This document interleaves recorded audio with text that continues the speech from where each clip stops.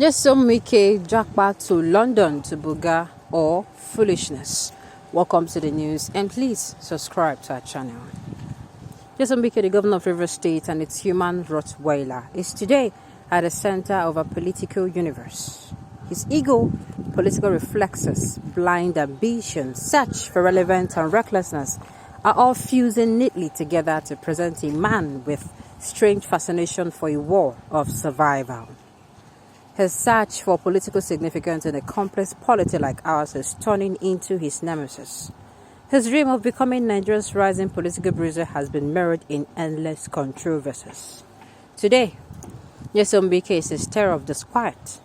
The moment he fell from the Olympian height of People Democratic Party presidential ticket war, he has returned to his natural habitat, an audacious bruiser, irrepressible political grandstander, and a hogger of our political space. His spot on the political team poll is one of attention-seeking, irreverent comment, propaganda, fabrication, startling and disturbing demonization of opponents, and endless relational disharmony. He is a disaster to a healthy, ethical, and common-sense democracy devoid of bitterness and rancor.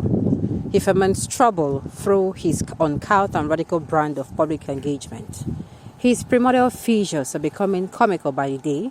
The infernal dullness of his claim to ramble like Hitman has always met with lofty condemnation.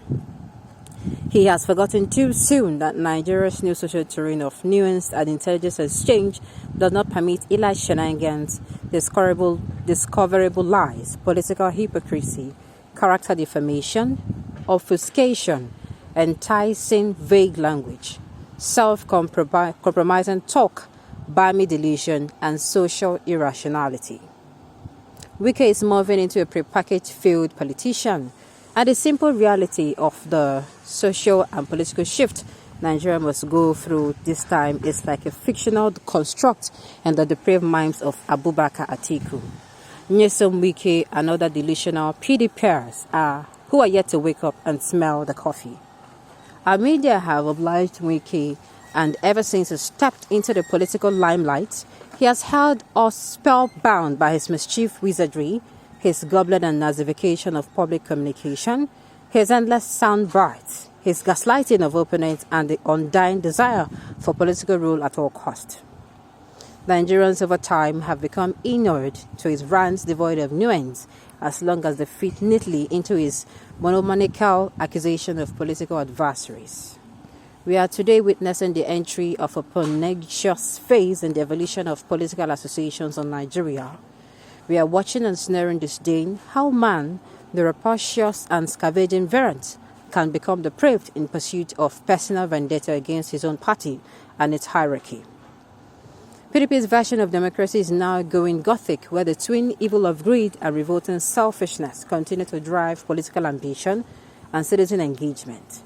We are also seeing the evolution of the barbarians trying to fight dirty. London is now witnessing the nuisance variable of our incongruous and shameless politicians. London is today the battleground for the PDP rebels fighting on all political cylinders. Nyesom Wike, Sam Alotum, governor of Benue, Seyi Makinde of Oyo, and Okeze Bazo of Abia State are some Wike allies that were in attendance. There is no social compliance in their methodology. There is no political compliance in their operation. There is no ethical compliance in their ethos. There is no cultural synergy in their posturing. It is just me. All they know is that Nigeria is the imperial Rome that must be taken back through gold, deceit, and political blackmail.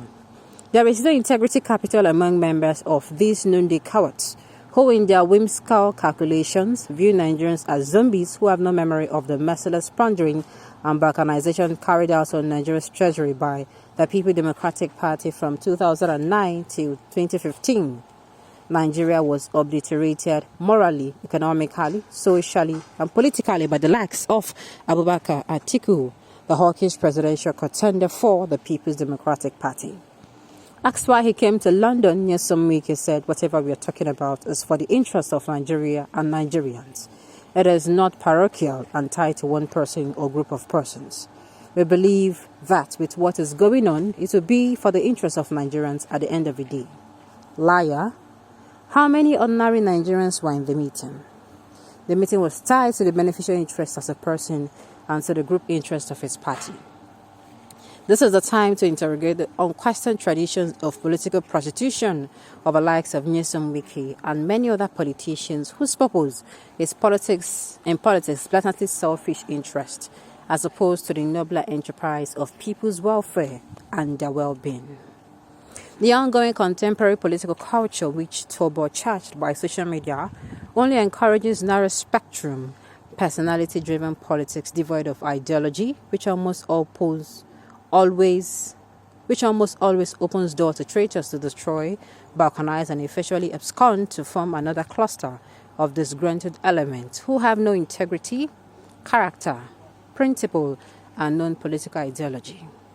Wike is the Satan who, out of his frustration, wants to string Atiku on his hook like CEO stick. Wike, the political harlot, had to jackpot to London to buga Bola Tinubu, P2B, and Atiku Abubakar and present a false credential of his political invisibility, the delusional grassroots support, and personal charisma at dissembling. Selfishness brought him to London. Political relevance is pushing his buga. Shamelessness drove him to the conversational ambit of Bola Tinubu. Is Nyesom Wike going to join the All Progressive Congress at this hour or what? To quieten the wounded lion of frivolous politics, Atiku acceded to his 6-point demands out of political miscalculation and how politics has overrated Wike and his electoral capital over the years. Political harlotry knows no decorum. At a time when Wike should be solidarizing with Atiku in a show of statesmanship, especially after the loss of the presidential ticket to the Adamawa fixer, he turns into a vengeful monster looking for who to devour, or better still, a ravishing male prostitute looking for the highest bidder for his service. But we can learn a political lesson on leadership integrity and unity across the ocean of America.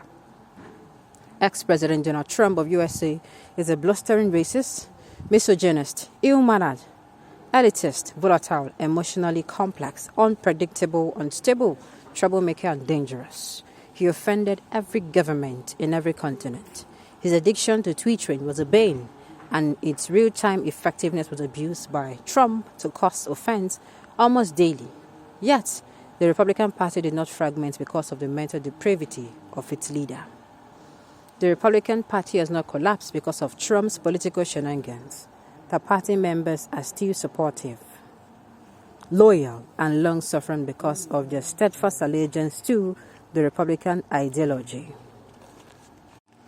During Trump's tenure, governors in the United States did not become further and calculating politicians looking for ways to destabilize his leadership. They did not jackpot to the outer space looking for relevance.